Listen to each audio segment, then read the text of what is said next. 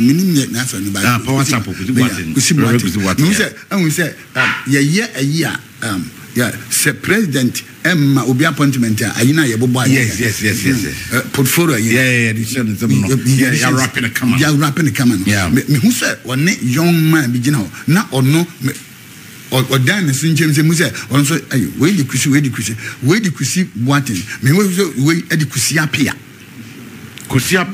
prophet kusi apia yes the prophet kusi apia yes warrior prophet is a prophet very young yes me who say wa boni mu ase pe na kusi apia kusi boatin no ahande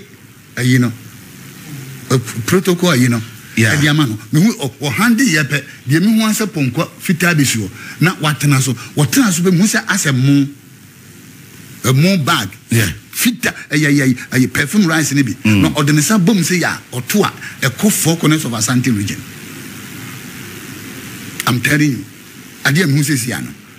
Na, or could the music over crowd numana. What suspended and Musa Oba for Muse Boko and now Oba for the Kajem Zukruwi or me Shanada, me Hunida Kruma Kumasia Ghana say Ubin Kanchirano say Ohumi and San Mefrikrimo and no ish and no or no for open Muse is like an eagle now. Also Ghana frag sensem na frag e wo na tabani na ayayi na we Tuesday kra me bonidi William Braham prophet William Braham na boji se fitasa na boji se ya na boji se minister to him we ya prophet William Braham na me hu kodi oso sada na frag ni na e wo no na obomu a na eko na adeno esen ko nka eco-speed no go through abem won kan kire no ba bi o ono so kuma se ha me kam kire ono so ha won kan kire no se onhume na me nso ano ma no se de be ya ade no be ko speed because yes are slow afedi e basa wo ko speed a ano be de ne sa adifom me no amabo mudin se omunya obi mentom e fada wo ma. I'm telling you, they are going to be a blessing to this generation, for the next generation. Amen. It's too serious. You see, wouldn't be Asama, Jamaica Chimney, because of this year election, I saw 4 baby, year D4, Abeko Machi, be delay for 4 years. Because of the election. Because of the election. How things are moving. It is a D4 you see, Elijah, I catch Elijah say, unless you see me going. Odiphobia when you papa amfura. Na o papa fa party B na fa party C a. Na wo sra be firi so until 4 years. O papa fa o pejai. Dem gonna what I say because you can't flow with him. Said the American what I say. Because Abranti kusi kusi apia. O flow with the father. Flow with the father and everything. Said ye kusibuatin wo track record all the way from running stamp working in Abem. Abranti we are making us me. Say nyame na dum a what the days election. Nyame na dum a will be a starting point.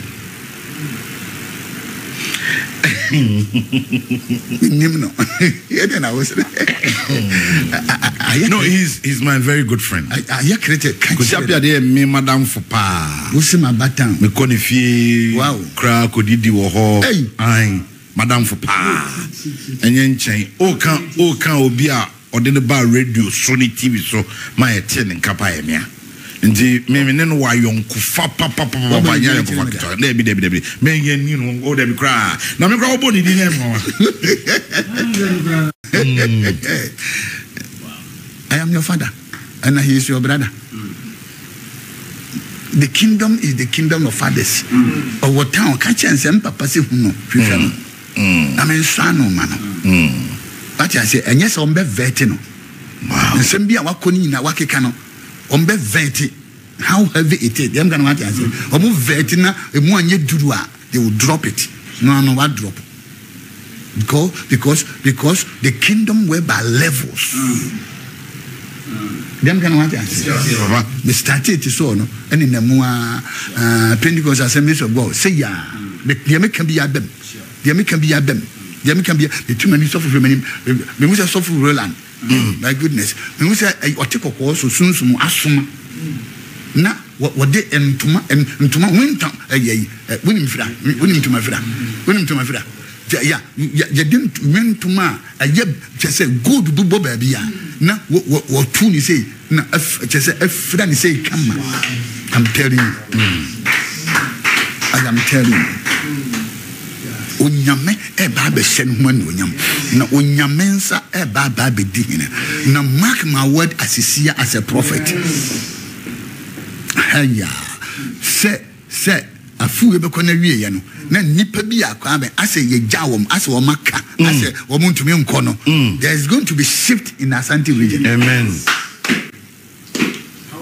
Now I thank God say you would bomia ebe chewa it's a signal some come take it for granted and I think we take them for granted men to aso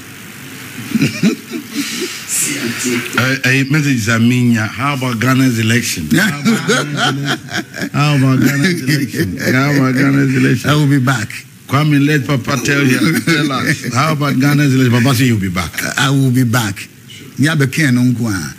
Detail. I said 2020 be boyabo percentage. You said it. Boyabo percentage. Me come say yes. I know there's something Papa me person me bisa wana no.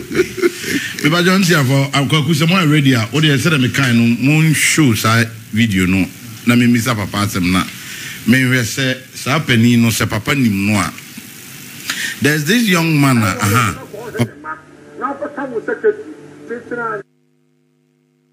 every day ni video bia ma hwe bia no it's attack on you. For your baby Sam. This guy a baby Sam. And the Ochini say again and Yapeja. Wow. Nessa mo what provoke me? On the bush and for ya, if fear no man warning. That when you know be bomb diam wa quanta beam, the family, bloodline. Let's show me some you defo. Yes. Say Elisha and my sister, this idiot. Obi na abane pa onim say case ne kura go case ya hwehwe anu anti no momidin bim o simi kai be kuma this and that and the case no ekwa na wodi ya beka but ukun ba bia kwa wo ite we hwehwe anu an tokuro bi mu a wo hye a wo so anu abetena yetu no also we are the prophecy he said scam me ma via prophecy mo ne ya wahi America de na Trump de na ya wahi na wo na wo de ma wo be your prophet. Where they what surprise me? The bush and form man wanted to stay with or bow with Yanko the Bejiwom. The friend of Maquanta. Well, the entry me saw a bag when some was an answer so far a branch with a half hour. Diana, what you are man for? You would choose to be a peda. What is wrong with you? And then woman now on any yes I interview. I damn the Beji woman.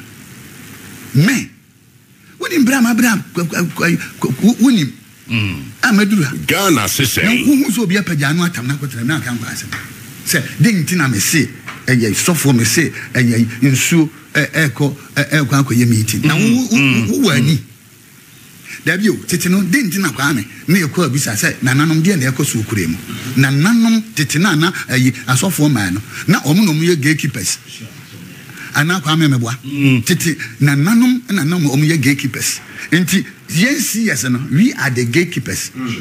We can gatekeepers no enti bibi ba ye mbon na say last 2 years because can say abayifo ekoye meeting okuru bi mabokuru ndin krom ho nyene frɛ me say me serew me modin na ye nim begu ase e no mu jaye we have to dabio identity na kwa me obi dan dem honhom bi ntim na beda wonye ni say ensuo no omo ya honhom kwame dem ga no ati me say papa enya vice na begu kumasi a omo enti omo gu ho omo ya campaign no sa na nsuo na omo so omo bre no 96.3 omo bre no omo so koye omo meeting woni ma no obisani aka nkyerɛ omo bi mbo pa to be na chi ya na sa ya Oh yeah, with India. I know everything. Because say you Tuesday no, my boss sir William needing in so for be some money in no mudi said man. A Juma Mashisha. Now deal with him. Oh Nima Mwata, make Joe in the blood line, any family now. If you know me Jamie Dimbo. Oh so bomb a quick and cram legend. My domain no domi bunny be oh Japan no did Japan no did 96.3. I can understand. We said me 60 years. Namtia. Yamen I am madam 60 years. Me 25 years in the prophetic office. O say my young come say. You when am ko wi ai. Na wo say am come that office ben na wo open. It's okay, Papa. You move on. Papa na dia na do abakumase. Nyame ya dum a and this one also. On you so that you want me anam so for no so me neko. You know. Me am so for so me am so for. We dey imagine man Papa we jam dey dem dey be dey che. Na e cultural center. Yes, start Bible kese. Me sit zo hosa. Na papa na mu ko ba no duru ano say I'm sorry, bra. No, I'm sorry, Koy. O passport number sign the abro. Mekai. No, I'm saying, Mekai. No, I'm saying, Papa, I don't know. And guess a set or two for control now or control for any pa aircon or can be ampa near Jimmy passport for bare 1 week. I must say, more Koya visa and one year. Come on, beside the abro. Uncobi.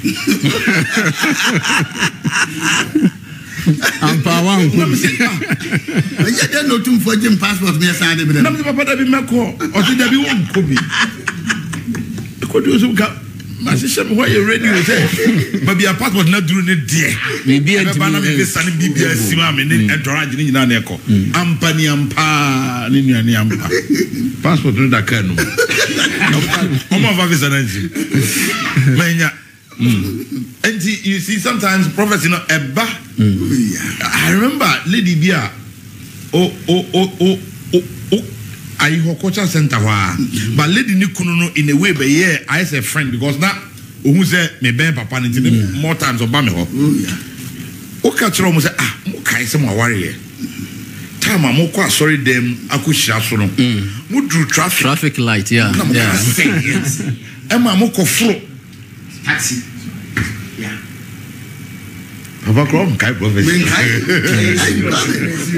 don't Make we be all about no catch him say. What we need po. Now someone see way back years ago. Ampa me worry that day here kwa sorry Sunday kwa kushasro. Traffic light mu pen am can say. No, I didn't kuhu sadiam. That's the Sia. That's the Sia. Yeah. Remember one, and Yamia Domoa, and then the pressure. It was 2025. This is baby. It's no piano. Because the Muslim do swing. The do swing, we say. Oya be kura me too serious na obofo na o man nsanso mo say me ba miracle hwe wim na hwe archangel na di oya ne gu miracle apampe na afo ne ho nyina we de me hu na no panka mama na mpi ene ya be ene Thursday no ten no obeya sorry ne fellowship na so miracle yeah. Oh my goodness, God is taking my son to another realm, another. This is too deep. This is too deep. This is too deep. This is too deep. Yeah. Etimunye owie amonko baby ya. Owie sorry ya.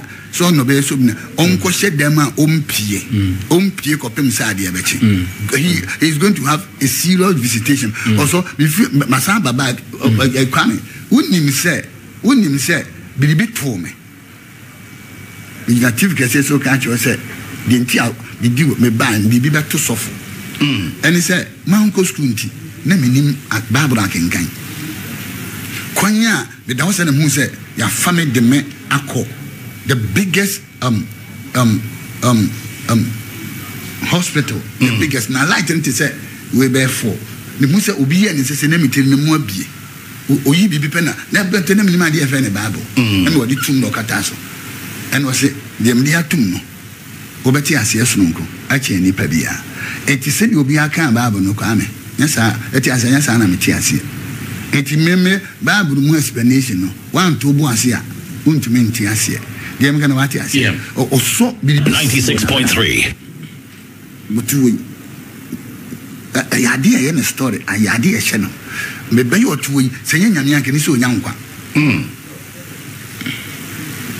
enti nyame ma ne tenase for the purpose enti no the bible mu hu aye problem but if ye ne nya ye be pon sa program we no nyame be ye ne se de oye me no ne nti ase en ne bibia be sesa